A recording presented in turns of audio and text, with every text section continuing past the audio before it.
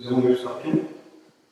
On a dit un certain nombre de choses. On n'a pas tout dit, hein, évidemment, il y a tellement de choses à dire sur chaque signe. Et d'ailleurs, on peut faire un séminaire sur un signe. Hein, et explorer à fond sur toutes les cultures. Mais là, il faudrait être plus structuré par rapport à ce que je dis, mais je préfère laisser les choses venir comme ça, pour pas qu'on se prenne la tête de manière scolaire. Quoi. Ce que je faisais au début, d'ailleurs, quand j'enseignais l'astrologie, j'étais complètement scolaire. Je sortais de l'université, je faisais des cours, et puis ils m'ont gratté sur le papier, tout ça, et je faisais un cours. Quoi. Ouais, mais bon, j'ai vite fait d'abandonner cette méthode. Parce que j'avais été formaté au départ là-dessus. Donc on a vu le scorpion, qui a été très bien conclu, magnifiquement conclu par Martine, qui a rappelé vraiment ce regard-dire à ce propos, ça c'était très bien de conclure là-dessus. Hein, on essaie de voir les tenants et les aboutissants de celle-ci. Une fois qu'on a fait ce travail sur soi, en principe, qui nous est demandé quand on arrive dans la phase scorpion de notre vie, ou quand on a des transitants, lui, tous les transitants scorpions, vous voyez toutes les analogies qu'on peut faire. Hein. Ça, c'est le mercredi de poisson qui connecte, c'est des synchronicités les unes avec les autres. Et donc, on arrive au Sagittaire. Donc là, on rentre vraiment dans la fin du troisième quadrant. Le troisième quadrant, on a vu le premier quadrant, croissance en individualité, croissance en capacité, deuxième quadrant, des maisons, hein, comme ça on aborde déjà les maisons en même temps. Troisième quadrant, on peut dire la croissance en fonction. C'est-à-dire que progressivement, on s'est défini dans nos relations avec le monde, avec les autres, le couple en étant un des aspects, balance maison 7. On est dans la relation à l'autre et aux autres, tel que Martine nous l'a rappelé, sur le plan émotionnel et tout ça. On fait un travail sur soi, on est à égalité normalement, bien que le scorpion cherche à prendre le pouvoir, parce qu'on a encore dans l'ego le scorpion primaire. Mais bon, une fois que ce travail a été fait, on rentre dans le Sagittaire, la maison neuve, la quête de sens. Tout ça, quel est le sens de toute cette expérience et de tout ce cheminement que j'ai fait jusqu'à maintenant? Quelles sont les lois qui gouvernent le monde social dans lequel j'entre, dans lequel je suis entré? Donc, on sait très bien que le Sagittaire, c'est tout ce qui touche à la connaissance, au savoir. Encore que Rudyard fait la nuance à tes souhaits. Toutes les amours. Rudyard fait la nuance entre le savoir du Gémeaux, la maison 3, parce que c'est l'axe 3-9, et le savoir de l'axe du Sagittaire. Tous les deux sont des signes de connaissance, de mode de pensée, tout ça. On dit que le Gémeaux, le Mercure des Gémeaux, c'est la pensée concrète, et Jupiter et la maison 9, c'est la pensée abstraite. Le Gémeaux, c'est l'école primaire, le collège, le lycée. Le Sagittaire, c'est l'université. C'est donc, ça nous met tout de suite dans une autre dimension. Et Rudyard fait la distinction entre comment on pourrait traduire en français. Parce que moi, j'ai lu tout Rudyard au départ, c'était en anglais, il n'était pas traduit en français. Donc les mots me sont restés.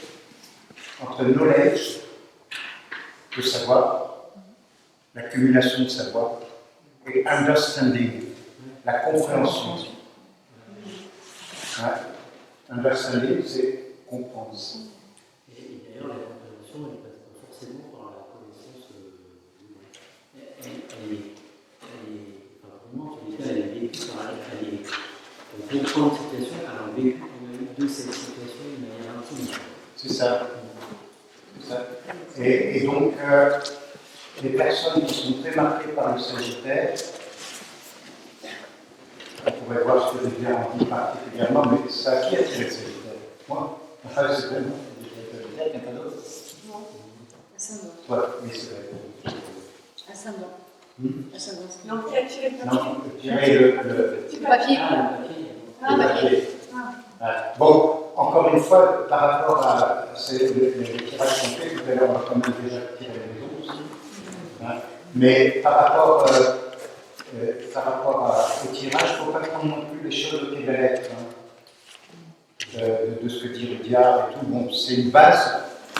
Et puis ensuite, il faut laisser l'intelligence intuitive et symbolique voir en quoi le Sagittaire, par exemple en l'occurrence, s'applique à la question qu'on a posée et à la situation dans laquelle on vit. Hein. C'est pas, quand on tire un symbole sapiant, il ne faut pas non plus le prendre au pied de la lettre. Il faut le vivre à une autre dimension, suivant la personne à laquelle on s'adresse. Donc le Sagittaire, c'est la connaissance, la quête de sens au plus haut niveau. Premier niveau, c'est la connaissance du monde social de la société dans laquelle on est. C'est pour ça qu'on trouve les juristes, on trouve les avocats, les magistrats, hein, on trouve des gens comme ça. On trouve aussi tout ce qui touche aux prêtres, les rabbins, les curés, les pandits. C'est de la maison neuve. C'est-à-dire qu'ils connaissent bien la loi, mais bien souvent, moi qui sois vraiment dans une spiritualité par rapport à la religion, ils peuvent être dogmatiques. Un des problèmes du Sagittaire, c'est d'être dogmatique. Et donc de vouloir prendre d'une certaine manière le pouvoir. Il faut se rappeler que la planète qui gouverne le Sagittaire, c'est Jupiter. Magnifique planète, puisque c'est une planète dominante en tant que planète personnelle. Si vous regardez bien le thème, un Jupiter en 9, dans sa maison, en Sagittaire, dans son signe, culminant. Et en plus, il est maître dans la chaîne planétaire de toutes les autres planètes. Il y a la chaîne planétaire. Je ne sais pas si vous avez travaillé ça déjà. Et Germaine Noël me disait, vous avez un Jupiter à tout casser, il me disait toujours. Mais Jupiter, on sait qui est Jupiter d'un point de vue mythologique, hein, c'est Zeus. Et donc, mais Jupiter en sanskrit, ça dit Guru. Guru. Quand on fait de l'astrologie indienne, ou hindoue, plus exactement, indienne, ils ont un nom, ils disent aussi Jupiter, bien sûr, mais ils disent Guru. Quand ils parlent du soleil, ils disent Surya. Ils parlent de la lune, Chandra. Voilà, donc il y a des noms très spirituels qui sont associés aux planètes. En Inde, chaque planète a ses mantras, chaque planète a ses méditations, chaque planète. Et c'est sacré, quoi. Nous, on est dans une astrologie qui est massacrée. Qui n'est plus sacrée. Ouais, parce que l'astrologie, autrefois, sans vouloir être réactionnaire, mais dans la tradition, seuls ceux qui étaient initiés pouvaient pratiquer l'astrologie et la transmettre. En Inde, pour être astrologue, il faut avoir une filière, un gourou, un maître, tout ça. Et le gourou, ça veut dire celui qui dissipe les ténèbres. Celui qui nous conduit des ténèbres à la lumière. C'est pour ça d'ailleurs que j'ai intitulé, enfin avec Mira bien sûr, le tarot de Longiverté des ténèbres à la lumière. Parce que je me suis basé sur cette connaissance du gourou. Mais dans notre société, évidemment, gourou, c'est mal vu de dire gourou. Ah, mais en fait, un gourou, en Inde, ça peut être un prof de musique. C'est un gourou. C'est quelqu'un qui a une connaissance, il va transmettre à quelqu'un qui veut l'apprendre. Parce qu'il a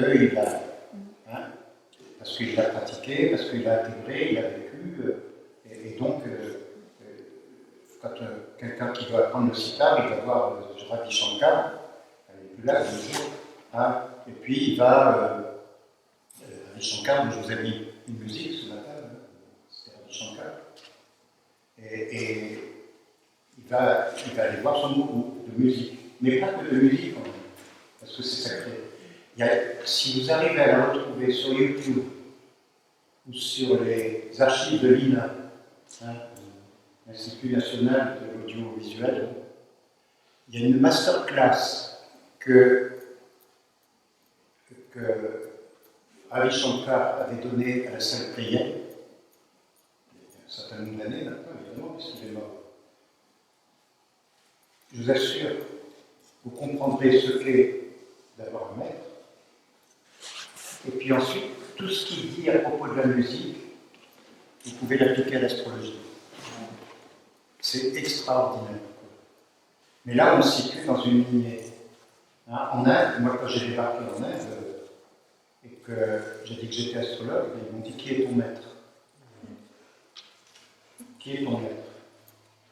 Parce que quelqu'un qui n'a pas de maître, c'est quelqu'un qui s'est autoproclamé, c'est l'ego. Enfin, c'est ce qu'ils disent. Ils m'ont dit: qui est ton maître? Qui t'a enseigné? Dans quelle lignée tu te trouves? Alors je leur ai dit: bon, Germain Dolé et Dan Godia. Alors ça ne leur dit rien. Quoique à Vénarès, un jour, dans une bouquinerie, j'ai trouvé un livre de Godia, en anglais évidemment. Ah, j'étais le site de la maison. Ah, quelle joie! En plein Vénarès. Ah oui. J'ai vieilli avec ça. Tu sais, quand j'étais à Vénarès, j'ai trouvé un tel livre. Elle me dit: ah, d'accord. C'était un touriste qui l'avait laissé dans la librairie ou un échange et tout ça. Parce que... Non, il n'a jamais été en Inde, en fait. Non, mais le touriste. Non, je ne sais pas, mais il était neuf, quand même. Ouais, Ouais. bon, enfin. Enfin, je ne sais pas par quel hasard Oui, c'est ça. il est arrivé là. Bon, je l'avais, je l'ai acheté, je l'ai offert à quelqu'un, puisque j'avais déjà.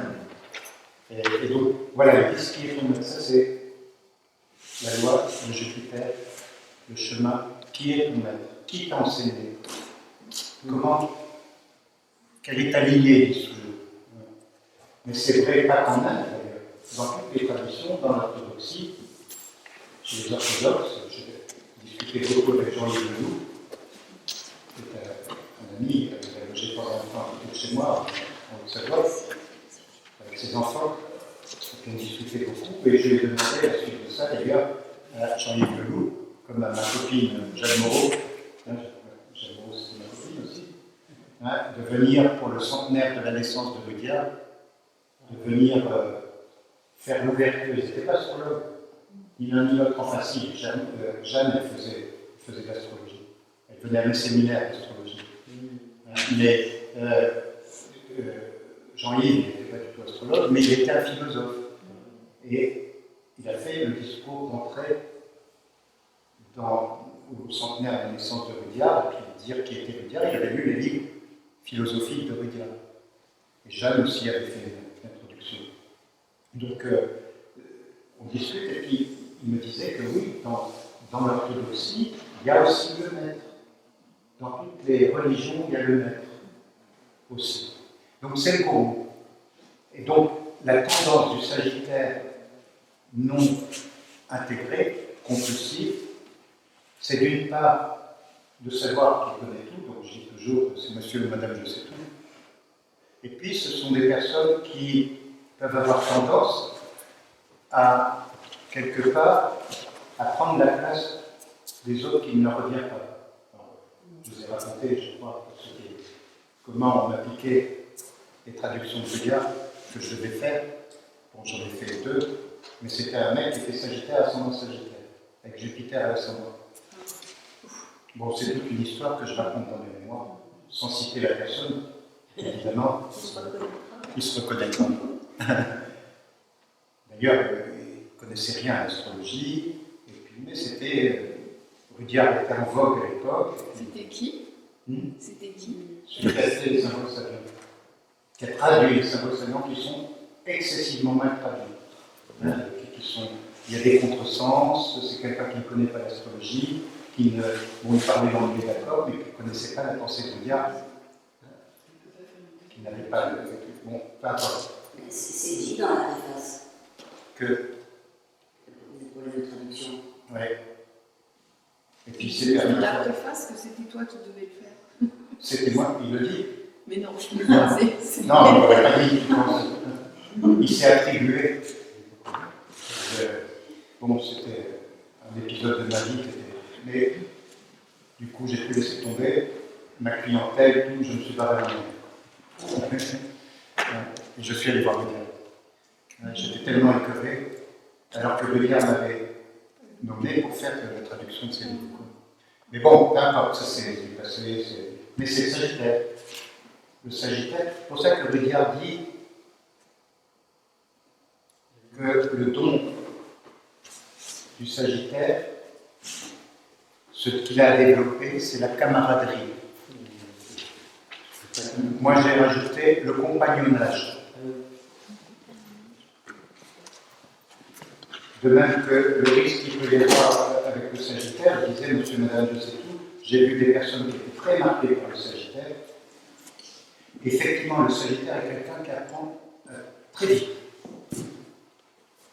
Il apprend très très vite, il intègre très très vite les connaissances, sans pour autant forcément les avoir vécues, mais il intègre très très vite les connaissances.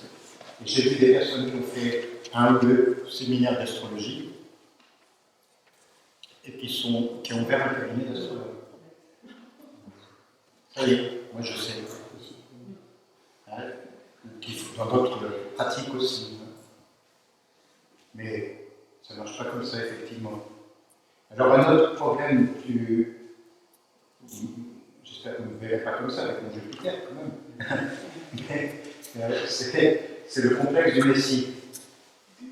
Messie. C'est pour ça qu'il a quitté Paris Saint-Germain, qu'il est allé. Le complexe du Messie. C'est-à-dire quelqu'un qui se prend. Moi, avec mon Saturne Pluton en Lion en maison 5 et tout le reste, j'essaye vraiment de faire gaffe de me prendre les pieds dans le tapis. Quoi. Parce que sinon, mon rang il reviendrait quoi. Parce que c'est karmique. Mais ceci dit, le Sagittaire, au plus haut niveau, c'est la quête de sens. La quête de sens, c'est la philosophie, c'est la spiritualité. Mais c'est plutôt la spiritualité dans le sens de la connaissance, du savoir, qui peut parfois, quand c'est pris au pied de la lettre, qui peut parfois être dogmatique. Hein. Donc le Sagittaire, c'est vraiment la nécessité de faire un travail sur soi qui fait que on ne prend pas la place des autres. Alors, si je trouve une petite valeur, c'est voilà le livre dont je parlais. Vous voyez, il est petit, il existe en livre de poche. Ça, c'est l'édition originale, quand elle est sortie, en 83. 83, hein. Vous voyez, 83, vous voyez, comme les livres, ils sont bien tenus. Hein. Avec tous les déménagements que j'ai faits et tout ça, ils sont un peu jolis. Ça sent bien. Vous savez. Hein? Alors, on commence comme ça. Notre ami Jacques Bertrand. Par Jupiter, s'écria-t-il. By Jove dans la version originale. C'était un Sagittaire. Le Sagittaire fait souvent référence à Jupiter, soit par conviction religieuse, soit par snobisme, soit par vanité. Le Sagittaire se croit volontiers sorti de la cuisse de Jupiter. La plus grosse planète du système solaire et sa maîtresse, et dans le zodiacal, le Sagittaire figure la cuisse. Ça, c'est le cheval. Beaucoup de personnes qui sont marquées par Jupiter ou Sagittaire font du cheval. Hein, puisque le Jupiter, c'est les cuisses, et c'est le centaure, on revient au centaure, le demi-frère de Chiron. Hein, et donc, alors il dit tout se tient. Il est marrant. La cuisse est le point faible du Sagittaire. Pour le reste, il a une santé de cheval. D'ailleurs, on le représente avec un buste d'homme sur un corps de cheval, avec un arc et une flèche. Tous ces attributs lui donnent une espèce d'ampleur dans le mouvement. Le Sagittaire prend de la place.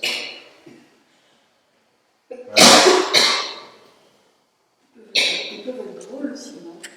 Oui, il y a de l'humour. Hein, C'était sympa chez eux. vous voyez, ça peut être de l'humour de potage, comme moi je le fais. Hein. Bonne journée. Oui, tu n'écouteras les enregistrements. Au mois d'août. Oui, au mois d'août. Voilà, vous voyez, comme il a bien vu les traits. Par exemple, il dit, entre autres, le Sagittaire est un signe de feu. C'est le dernier feu de l'automne. Il voit loin. Il joue les guides, les prophètes, les gardiens de phare. Il a l'esprit de synthèse. Il fait un excellent professeur, un remarquable organisateur. Il adore parler et organiser des réunions. Il organise des réunions pour pouvoir parler. Comme il parle longuement, il est réputé de bon jugement. La magistrature lui tend les bras, il les repousse poliment. Il préfère voyager. L'aventure le tente. Mais en tout bien, tout honneur, il sera explorateur plutôt qu'aventurier. L'honorabilité et le dada du Sagittaire. C'est tout comme ça. Pour tous les signes, hein, chacun a son droit. Mais alors, l'autre aspect du Sagittaire, effectivement, c'est les voyages. Les voyages du corps, partir à l'étranger, voyager, aller ailleurs. L'aventure. Aller à l'aventure. Ça, c'est quand le Sagittaire, il y a deux types de Sagittaire. Il y a le Sagittaire conformiste,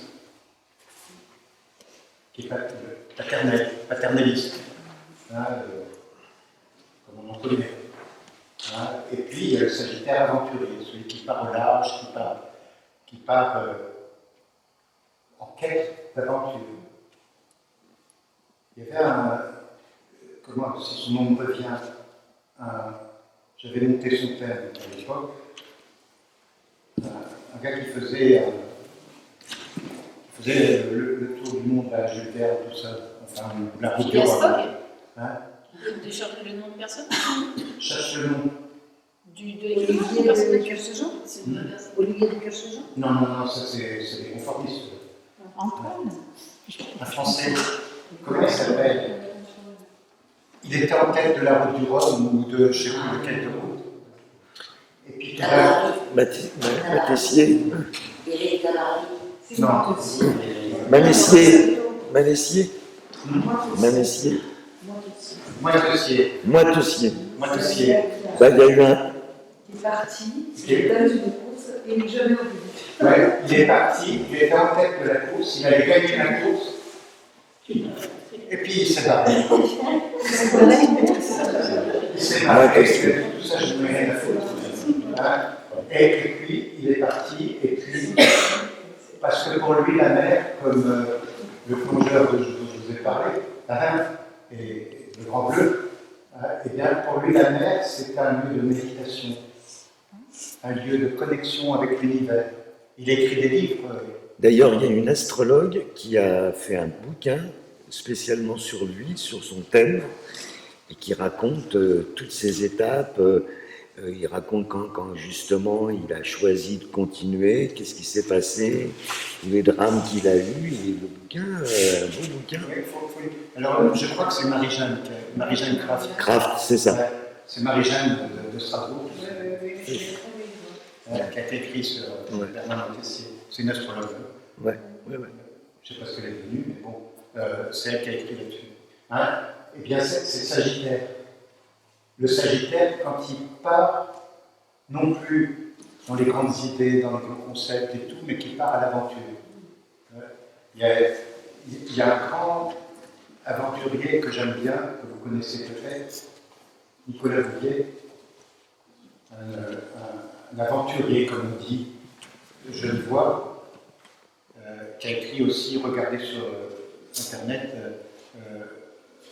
qui a écrit des livres sur les voyages en tant que quête, comme Pierre Loti, par exemple. Hein, Pierre Loti. Qui a écrit Mon frère Yves, pêcheur d'Islande, ça j'ai lu quand j'étais gamin, enfin, ado. Bien, et bizarrement, il a écrit un livre sur l'Inde, et je ne le savais pas, là, on me l'a offert récemment, je ne l'ai pas encore lu. Pierre Loti. Ouais. Enfin, tous ces gens-là sont des aventuriers de l'esprit. Ils ne veulent pas vivre le voyage, c'est un voyage intérieur. Hein, c'est le voyage intérieur. Ça, c'est le plus haut niveau du Sagittaire. Hein, mais ce qui va donner quelque sens à notre position dans l'univers. Mais là, on est dans le transpersonnel. Bien que ces gens que je cite, ils existaient, quoi.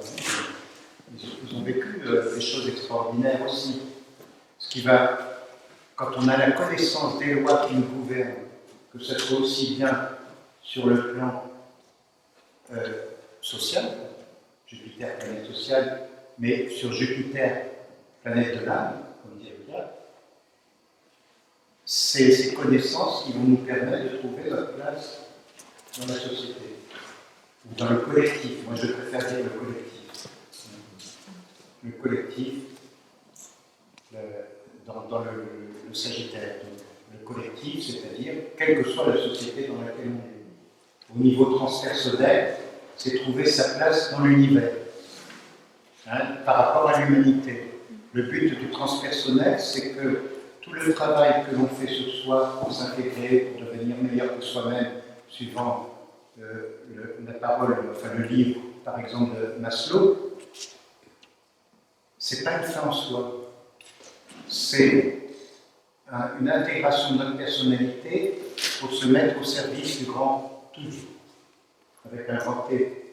Alors de fertiliser au service du grand tout, hein, au service du grand tout, donc de l'humanité, de l'univers, même si on est place comme ça, hein, comme pouvait être des moines zen, des gens comme ça, on a notre part à jouer dans l'orchestre universel. Ça, c'est le transpersonnel. C'est-à-dire que c'est plus l'ego qui nous anime, c'est plus notre volonté personnelle, mais d'accord, j'ai ma volonté, mais c'est que ta volonté soit faite. C'est exactement ce que les enseignements nous disent et ce qu'on essaye de mettre en pratique. Et donc, c'est ce qui nous amène à entrer dans le dernier cadran. Oui, le 5 cadran, le 4e cadran, qui est le cadran qui termine ce qui se passe au-dessus de l'horizon. Hein, et donc, le garde avec ce cadran, il l'avait dit comme ça a été traduit en tout cas, puisque c'était en anglais, croissance en influence. Ça ne m'a pas plu. Ça ne m'a pas plu parce que, je l'ai dit d'ailleurs, parce que pour moi, croissance en influence, ça veut dire qu'on prend un pouvoir quelque part. D'accord, il y a une influence, c'est sûr. Ouais. Mais moi, je préférais dire croissance en rayonnement. Il m'avait dit, tu mets ce que tu veux, si ça correspond à ce que j'ai voulu dire.